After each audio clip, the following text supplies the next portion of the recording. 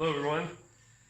Today's an interesting day in that we're just going to do a quick unboxing video for the cheapest plasma cutter that met my requirements. If you've been watching, you know I made mention numerous times that it'd be really handy to have one of these around here, and you know, having seen them in production before, you know, I know they're pretty cool, but as you know, I am no welder, and I'm hoping to become one. So I just kind of want to show you guys what we have here and what we're going to be working with here very shortly.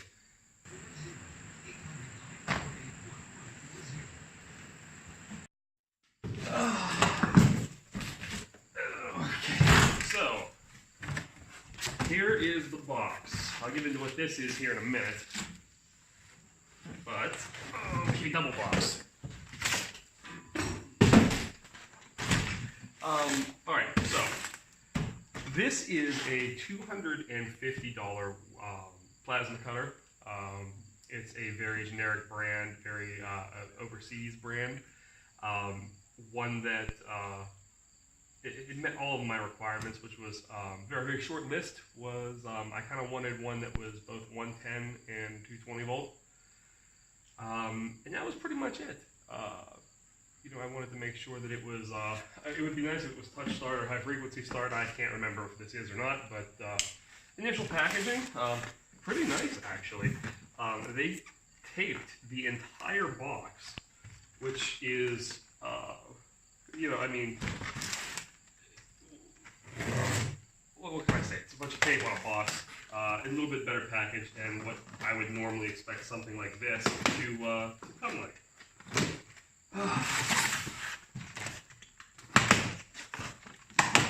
Alright. First things first. Here are some consumables, some pipe tape, and an Allen wrench, that appears to be tips, some air supply, fittings, and the user's manual. I might actually read this user's manual, believe it or not. Moving on, I'm kind of met with this, which is the regulator slash air dryer. Likely fits onto the back of the unit somehow. Pretty generic, I'd say. Really nothing that great. Pretty cheap. I mean, even the Allen bolt in there is pretty cheap. Starting to wonder if I kind of had plans to put quick connect fittings in this, but it's plastic threads, so I'm not sure if that's going to be the best idea. I might give it a try though. I mean, what the heck, why not? It was only 250 bucks, right? Okay, so there we have that. This little box contains, what does this little box contain? Pressure gauge. I guess maybe you want to see a little bit, nothing really that wonderful. Pretty generic as well. Really wasn't expecting much by way of pressure gauge, but whatever. I'm happy with it so far. It hasn't broke yet. We have a length of tube, pretty cheap. Then, as you can see, we're getting pretty much into the nuts and bolts of the thing. There's also this cheap mask that they like to include in pretty much all of the, I don't know, I guess these foreign welders. I just kind of chuck that in the garbage can, but I do like to keep this. In that it, I found a neat way to kind of get more, just to kind of throw this over top of the camera here, and maybe whenever I actually start cutting and welding, you'll be able to see more in depth, because I'm going to clamp it over top of the camera that that's recording this video right now. So I'll just put this on for right now. Pitch that, and now it's pretty much just the actual unit itself. You know, it's your standard packaging, a couple of styrofoam bookends. We'll pull this out. Now, this is a lot smaller than honestly I thought it was going to be. I was expecting something a little bit more along the lines of the Lotus here. Not disappointing, just unexpected. I don't know much about this stuff, so I don't know if I'm getting short shrift or what. But okay, let me talk a little bit about this. This was one of the features that I absolutely had to have on one of these welders. I will be taking this, between, the garage here and different jobs that I work on.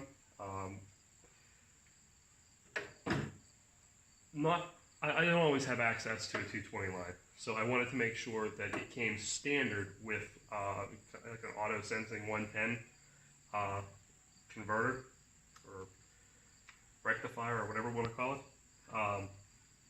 So I'm pretty excited to try that on both 110 and 220.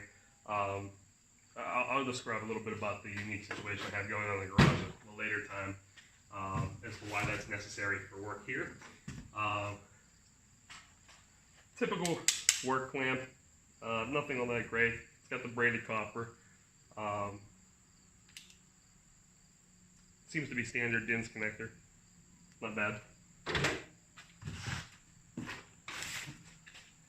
This is the handle to the mask that I threw away. It's getting tossed. Your standard, all-inclusive, lovely hammer brush. I honestly don't know what I should do with it. I got a couple of them here now, and I'm probably never going to use any of them. Maybe I'll give them away. And lastly, I can throw this box down here. The actual torch itself. Now, the other requirement I had, in addition to it being a 110, 220 unit, and I gotta tell you, man, this is some pretty whippy stuff here. The other requirement that I had here was I needed something with a trigger that you pull and not a button on the back. That's why this particular unit was selected. There were others that were a little bit cheaper. There were things in the 220 range. I believe there was even a few in the $180s or to the 200 range that looked equally as good, but they came with that torch with the button on the back, and it's just not. I can't see myself. It just doesn't feel ergonomic to me. Like if I'm going to be doing a lot of cutting, I kind of want to be able to just kind of like rest my hand on the trigger and just cut. I don't know. Maybe I'm just short-sighted, but I'm pretty excited that this thing has a trigger and not a button. So again, seems like pretty standard connections here. There is a strong smell of, I don't know, it kind of like smells like a Harbor Freight whenever you walk into it, and they just kind of stock the shelves. It's pretty whiffy. I'm hoping that kind of off gases a little bit and doesn't stink up the garage here, but I'm not dissatisfied. I was particularly interested in checking this out. I did see a video from a gentleman who bought something very similar to this. This one, I guess I probably should have mentioned before, is a Sunco power. It doesn't seem to have any branding on it at all, whereas the pictures on the actual ad did display something along either the right or the left panel. Oh, you know what? There he is. I don't know if you can see that, but Sungold power. So Sungold power makes this thing. There's also a bit of, I don't know what this is. Maybe it's like a piece of fiberglass almost. So Sungold power makes this, and it looks like your standard plasma cutter. I mean, it feels pretty smooth. The knob feels pretty smooth. I'm particularly interested to see how the readout works, to see how fast it increments or decrements. Replacement nozzle that came with it. While I was at it, speaking of that nozzle, I did go ahead and order I believe like a 50 or an 80 piece consumable set, and maybe whenever the time comes, I'll open this up and show you exactly what this is all about, but I don't think I'm going to do that at the moment. Let me just put that there. But yeah, there it is. So it's pretty darn light. It's inverter based. Really nothing that wonderful or much else to talk about. I'm hoping to get an opportunity to kind of start testing with this in the coming days. So we're definitely going to see what it's all about and put it through its paces and see if it actually does what it's advertised to do. We'll try it on both 110 and 220. The unique thing about this particular garage is that this garage is set up to siphon power from my main panel at my house. That was like that whenever I bought the place, so I have exactly one 220 line in this garage. So I could, and my compressor is currently set up to run off the 220. So my big compressor, I can hook it up to 220 while this is running off 110. Or I have a smaller, more portable compressor. I think it's a 15 gallon or something along those lines. It's on wheels.